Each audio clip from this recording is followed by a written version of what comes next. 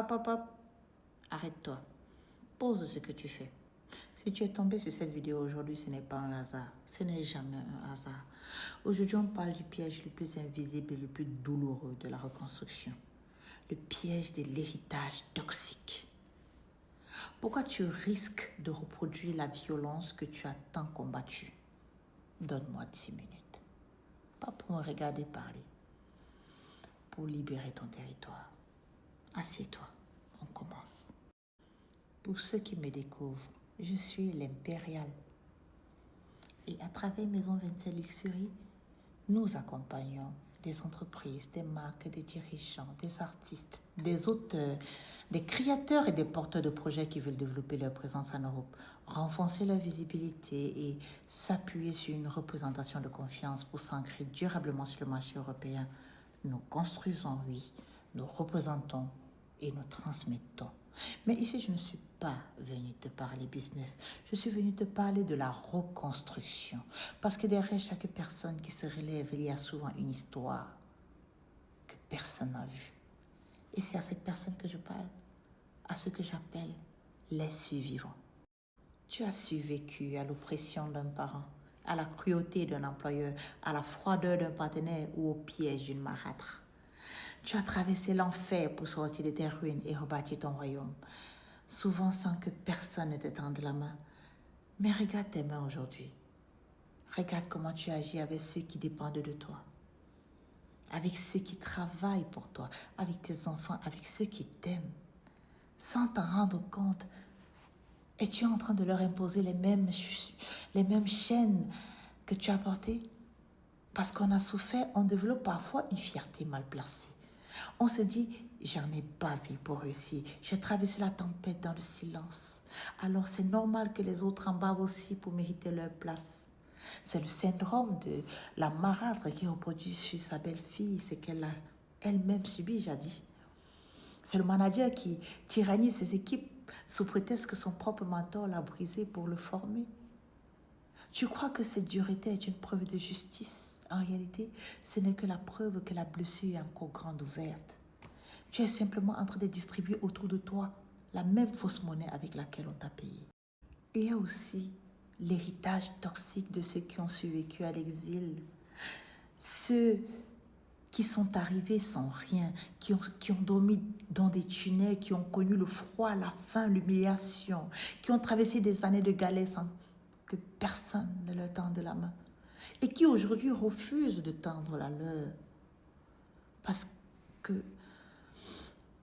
que pour toi, on ne t'a pas aidé, parce que toi, tu as souffert pour arriver là où tu es. Alors, quand quelqu'un arrive derrière toi, au lieu d'ouvrir une porte, tu la refermes.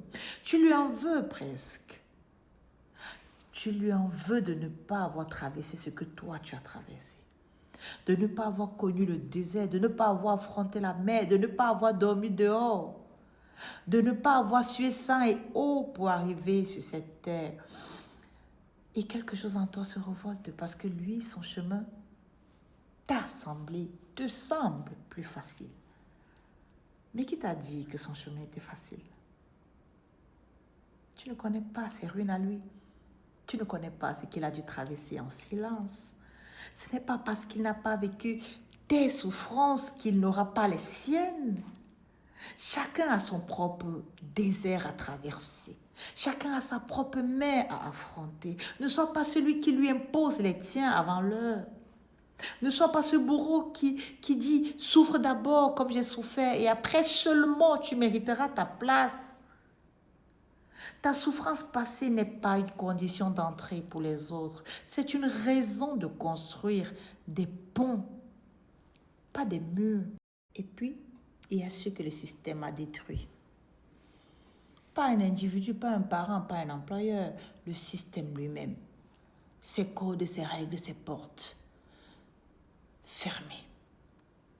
Ses diplômes qu'on ne reconnaît pas, ses dossiers qu'on refuse sans explication. Ces silences qui valent parfois plus qu'un nom.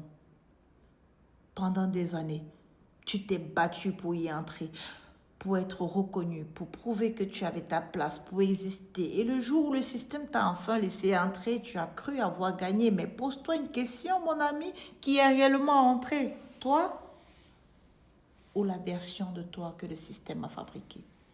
Parce que parfois, le plus grand piège, ce n'est pas d'être rejeté, c'est d'être accepté. À condition de devenir exactement ce que tu combattais. Alors tu fermes les mêmes portes, tu appliques les mêmes règles, tu ne réponds pas les mêmes silences, tu regardes les nouveaux arrivants avec la même méfiance. C'est parce que tu veux reproduire. Tu veux reproduire le cycle, pas parce que tu es mauvais.